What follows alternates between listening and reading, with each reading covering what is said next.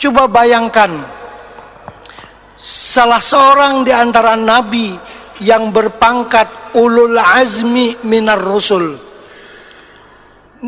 nabi ataupun rasul yang kelas istimewa, kan ada 5. Pertama Nabi kita Muhammad SAW, yang kedua Nabi Ibrahim, yang ketiga Nabi Musa, yang keempat Nabi Isa, dan yang kelima Nabi Nuh alaihi salatu wassalam. Nabi Nuh ini termasuk ulul azmi minar rusul, dan dia berdakwah hampir 1000 tahun. Kalau Nabi kita kan cuma 23 tahun. Nabi Nuh ini berdakwah hampir 1000 tahun karena umurnya panjang.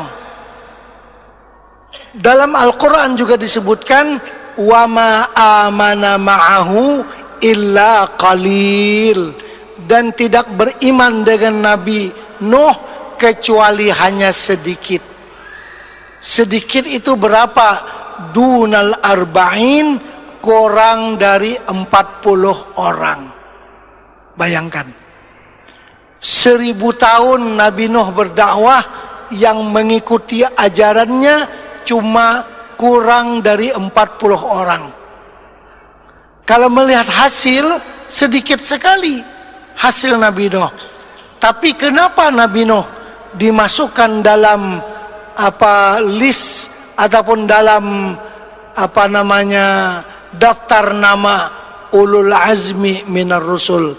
Karena Nabi Nuh memang telah menyampaikan dakwah dengan sebenar-benarnya selama hampir 1000 tahun. Cuma umatnya yang tidak mau mengikuti dakwah Nabi Nuh alaihi salatu wassalam.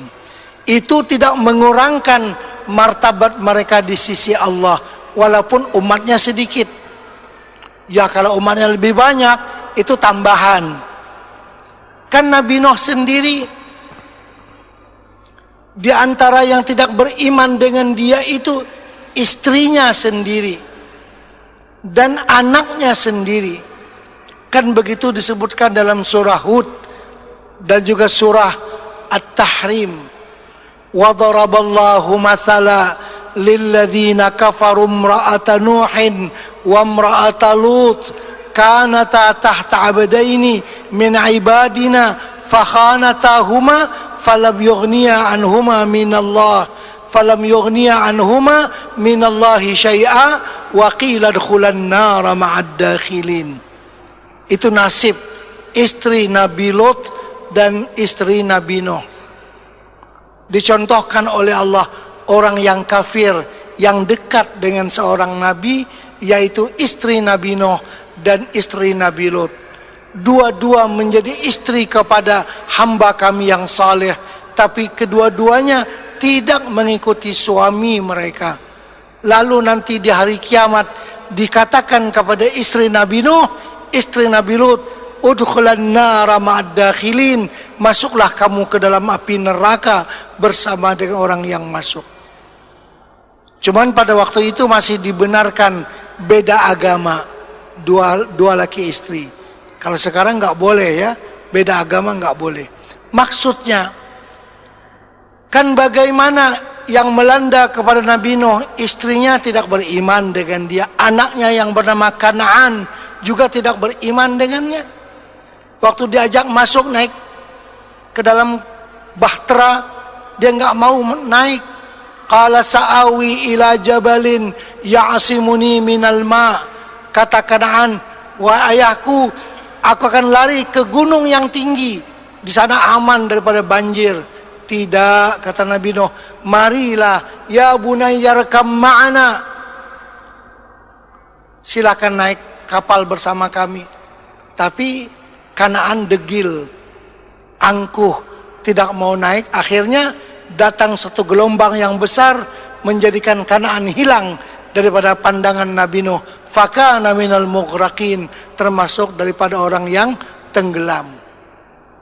Kan begitu perjuangan Nabi Nuh, istrinya, anaknya, dan yang masuk Islam cuman kurang daripada 40 orang.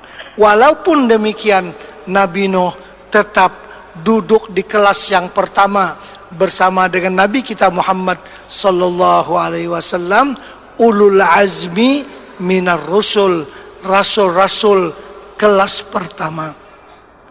Karena yang dinilai oleh Allah usaha keras Nabi Nuh itu, bukan berapa mendapatkan jumlah umat.